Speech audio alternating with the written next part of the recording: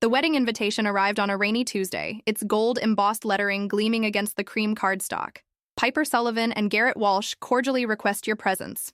I traced my finger over the elegant script, a smile forming as I remembered the shy college sophomore who had once sat across from me in my office, uncertain if she could continue her education after her mother's unexpected passing. Now, 6 years later, Piper was completing her master's degree and marrying her college sweetheart. The transformation from that vulnerable young woman to the confident adult she'd become filled me with a pride that felt almost parental, though I was only 15 years her senior. As the academic advisor for the English department at Westfield University, I'd seen countless students pass through my office, but few had left such an impression as Piper. Perhaps it was because I recognized something of myself in her determination, her refusal to let circumstances dictate her future. I checked the will attend box on the RSVP card without hesitation, though a familiar anxiety flickered at the thought of a formal social event. At 39, I, Tessa Monroe, was comfortable in lecture halls and faculty meetings, less so at celebrations where small talk was expected and personal questions inevitable. My phone rang, interrupting my thoughts. The name on the screen brought an immediate smile. "Nolan, I was just thinking about you," I said, setting the invitation aside. "All good thoughts, I hope." His deep voice carried the slight southern drawl that 11 years in Massachusetts hadn't quite erased. "Maddie wanted me to call and make sure you got Piper's invitation. Just opened it. Of course I'll be there." Nolan Reid had been my closest friend since we'd both joined Westfield's faculty the same year.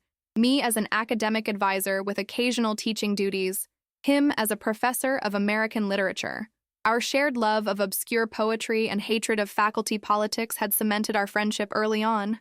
When his wife died unexpectedly 8 years ago, leaving him to raise their daughter Madeline alone, that friendship had evolved into something like family. I'd become Aunt Tessa to little Maddie, the reliable emergency contact, the Saturday afternoon babysitter, the person who remembered to bring cupcakes for classroom birthdays when Nolan was drowning in midterm grading. Good. Maddie will be thrilled. She's taking her maid of honor duties very seriously.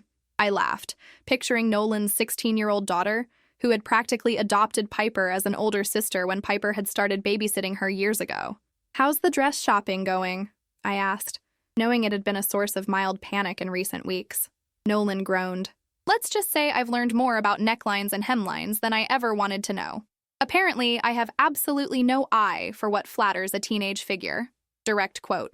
Poor Nolan, navigating the treacherous waters of teenage fashion all alone. "Yeah, well, we manage." There was no self-pity in his tone, just the matter-of-fact acknowledgement that had characterized his approach to single parenthood from the beginning. "Anyway, Maddie also wanted me to ask if you'd want to drive up together for the wedding. It's at some vineyard about 2 hours north." "I'd like that," I said, relieved at the prospect of arriving with familiar faces. "Will you be staying overnight?" "Probably. The reception's likely to run late, and I'd rather not drive back in the dark. I've booked a room at the hotel they recommended." I made a mental note to do the same. "How's the semester wrapping up for you?" I asked, changing the subject. "The usual end-of-term chaos. One plagiarism case to deal with, 2 extension requests from seniors who suddenly realize they need my class to graduate, and approximately 700 essays to grade before grades are due." "So, a light workload then?" I teased. We chatted a while longer about department gossip and summer plans before hanging up. I returned to the invitation, studying the details more carefully. The wedding was just 6 weeks away, which meant I needed to book that hotel room and find something appropriate to wear. My closet, filled primarily with practical work attire, offered limited options for formal events. As I entered the wedding date in my calendar, I felt a curious blend of emotions: happiness for Piper, pleasure at the prospect of seeing Nolan and Maddie outside our usual contexts, and underneath it all, a faint melancholy I couldn't quite name. Perhaps it was simply the bittersweet nature of watching young people move forward into new chapters of their lives, while my own remained largely unchanged. Or perhaps it was something else entirely, something I wasn't quite ready to examine too closely. The boutique's lighting was flattering but not deceptive, casting a warm glow across the dressing room as I assessed my reflection. The midnight blue dress skimmed my figure in a way that was elegant without being overly formal, perfect for a vineyard wedding in early summer. "That's the one," the saleswoman declared, adjusting the cap sleeve slightly. "The color is stunning with your complexion." I nodded, turning to see the back view. See, at 39, I'd reached a comfortable understanding with my appearance, neither fighting it nor surrendering to the societal pressure that women my age often faced. My dark hair was streaked with a few silver strands I'd chosen not to cover, and fine lines had begun to appear around my eyes. Battle scars of a life being lived, as my grandmother would have said. As I changed back into my regular clothes, my mind drifted to the first time I'd met Piper Sullivan. It had been during the fall semester ad drop period, my office hours packed with anxious students making last-minute schedule adjustments. She'd waited patiently, a slender girl with auburn hair and shadows under her eyes that spoke of recent sleepless nights.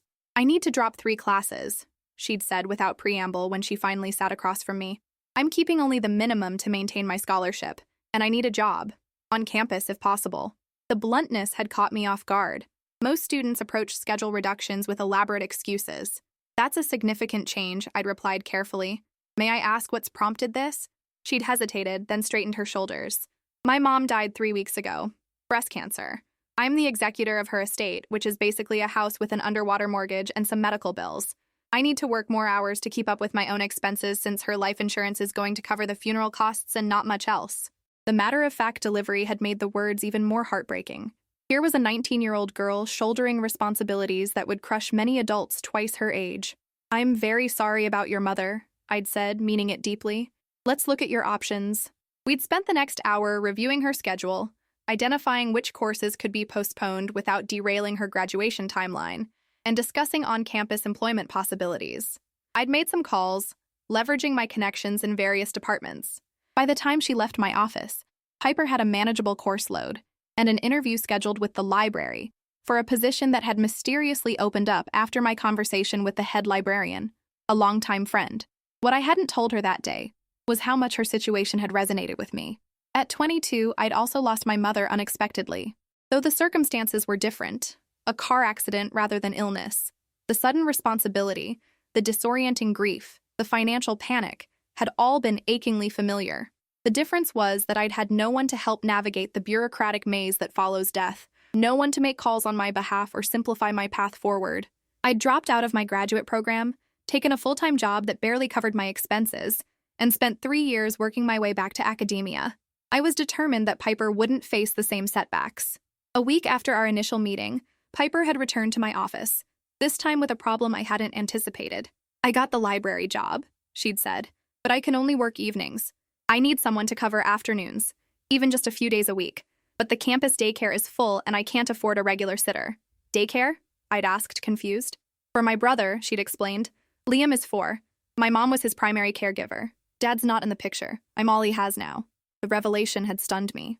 Not only was this young woman grieving her mother and managing financial precarity, but she was also suddenly responsible for raising a preschooler. "I understand if this changes things," she'd added, misinterpreting my silence. "I know the university has policies about supporting students, but probably not students with dependents." That was the moment I'd made a decision that would eventually alter the course of multiple lives, including my own. "Actually," I'd said, "I might know someone who could help." The someone I had in mind was Nolan Reid, whose daughter Madeline was 11 at the time and already expressing interest in babysitting. Under Nolan's supervision, Maddie could watch Liam for a few hours after school several days a week. It would give Maddie the babysitting experience she wanted, provide Liam with care, and allow Piper to work her library shifts. I'd made the introduction cautiously, aware I was entangling myself in a situation beyond my professional obligations. But something about Piper's quiet determination had made it impossible to simply refer her to university resources and wash my hands of her situation. What I couldn't have anticipated was how that simple connection would evolve over the years that followed, weaving our lives together in ways none of us could have predicted. The vineyard was stunning in the June sunshine, rows of meticulously tended grapevines stretching across rolling hills, a white pavilion nestled among weeping willows, and a rustic barn converted into an elegant reception hall. White chairs were arranged in neat rows facing an arch twined with greenery and pale blue flowers. "Aunt Tessa, over here!" Maddie waved enthusiastically, resplendent in a periwinkle bridesmaid dress that complemented her tall, slender frame.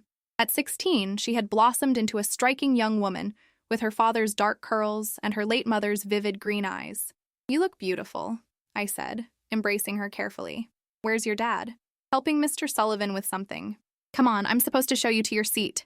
She linked her arm through mine, guiding me along a stone path. "Piper's freaking out a little. Good nervous, though. You should see her dress. It's amazing." "And Liam?" I asked, thinking of Piper's brother, now 10 years old. "Being the most serious ring-bearer in wedding history," Maddie laughed. "Dad had to help him with his tie. He kept redoing it because it wasn't mathematically symmetrical enough." That sounded like Liam, whose early interest in patterns had blossomed into a precocious aptitude for mathematics. I'd spent many evenings helping him with advanced workbooks while Piper attended evening classes. As we approached, I spotted Nolan in conversation with an older man I assumed was Piper's father. Even from a distance, Nolan cut an impressive figure in his charcoal suit, his normally unruly hair tamed for the occasion. When he caught sight of us, he excused himself and walked over. "You clean up nicely, Professor Monroe," he said with a warm smile. "That color suits you." "You're not so bad yourself, Professor Reid," I returned, ignoring the flutter in my chest. Maddie rolled her eyes with teenage exasperation. "I need to get back to Piper. Dad, can you show Tessa to her seat? 5th row, right side." She hurried off, leaving us alone. "Everything okay?" I asked, noticing tension around Nolan's eyes. He hesitated. "Mostly.